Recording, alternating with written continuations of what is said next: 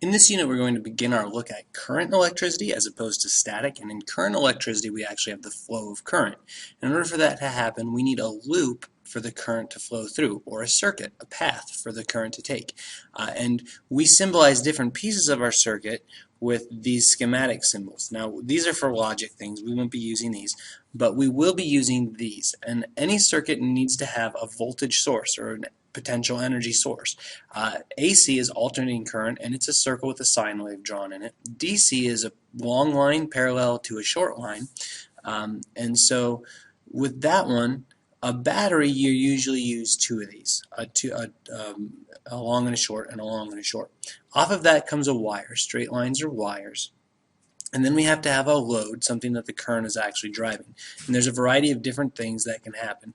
A resistor, its job, it's got this squiggle symbol, its job is to change electrical energy into heat and prevent the infinite flow of current, really. So it's to limit the flow of current in a circuit. And it's drawn as a squiggle. Sometimes we have a light bulb, and a light bulb is usually a loop, sometimes looped around itself, circled, that's a lamp. Or a light bulb. Sometimes we have a capacitor. Capacitor is two parallel lines that are the same length. Sometimes we have a diode. A diode is a one-way current gate. It only allows current to flow in one direction. And it's an arrow with a line. Now, a light-emitting diode looks the same, except that there will be two arrows coming off of this. Sometimes you'll have a switch, and a switch is just an open spot that has this gate that can be open and closed. And sometimes you'll see a motor. A motor has this symbol. There's usually an M in the middle of it. And so you have all these different pieces in your circuit. And you can measure voltage and current for each one of those. Now remember, voltage is a potential difference. It tells me how the energy changes from one point to another. And so from here to here, this is a conductor. There is no difference in potential energy between this spot and this spot because we figure that this current can flow unimpeded. But across this resistor, it actually does work and changes the electrical energy into some other form of energy. So there is an electrical potential difference between these two spots. This circuit should have more energy here than here, since this resistor is actually converting energy into heat. And we can measure that with a voltmeter. And a voltmeter, when you put it in a circuit, you draw a symbol, a circle with a V in the middle of it, and either side of that gets connected, and we can measure the potential difference or the voltage across that resistor. You can do it for the whole circuit, you can do it for individual components. Now the other thing we often measure in a circuit is current, or the amount of charge flowing through in a given amount of time. But since charge actually has to flow through something, when we measure charge, we use an ammeter because current's measured in amps, and that has to be hooked in direct line with our circuit. So we can't just attach one lead here and one lead here and get a current. What we have to do is we have to actually break our circuit and then insert our ammeter into the middle of that. So we're going to put one wire of our ammeter here, and then so our ammeter looks like a voltmeter except it gets an A. The other wire comes out, and then we can hook that up to our light bulb, and then we can continue our circuit. Okay? So our ammeter actually has to have current flow through it because we're not trying to measure a difference in two spots, we're trying to measure the amount of charge moving through the circuit.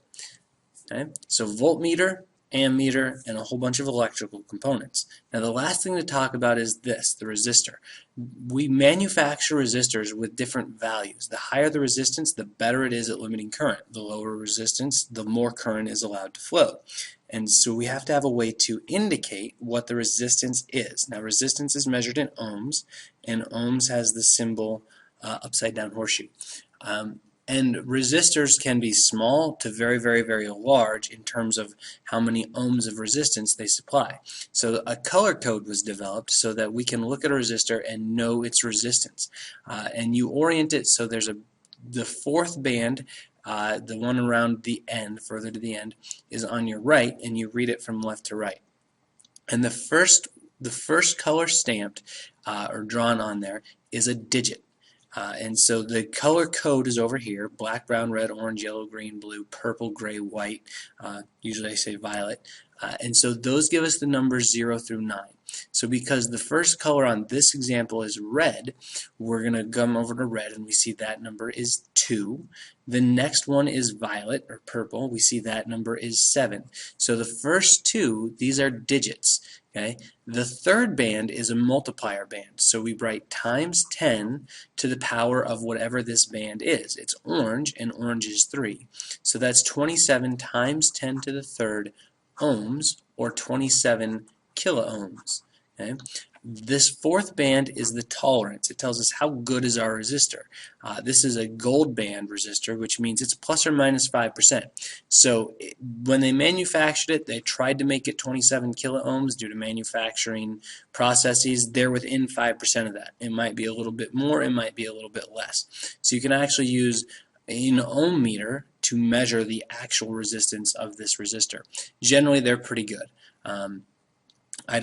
Most of mine probably have the plus or minus 10% on them, but they're close enough and you can measure the exact resistance. So this is a little bit of a trick to remember how to do that, but remember digit multiplier. Sometimes you have a fourth band, and if that's the case, then it's the same system, but it's digit multiplier.